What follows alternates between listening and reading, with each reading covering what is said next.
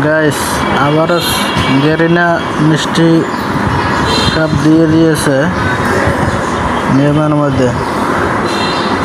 তো আমার আছে 1450 ডায়মন্ড। তোমরা দেখো এই ইভেন্ট কমপ্লিট করতে আমার কত ডায়মন্ড খরচা হয়, ঠিক আছে।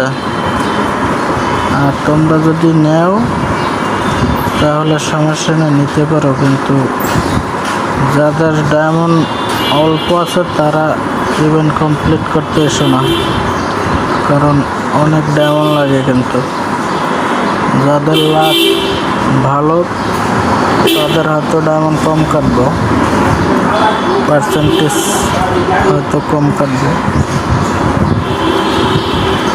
দেখো কত ডায়মন্ডে কমপ্লিট হয়। আমি ইমোট কার্ডটা নিয়ে নিতেছি, তারপরে গ্লোয়াল নেব, ঠিক আছে। এই গ্লোয়াল নিতেছি।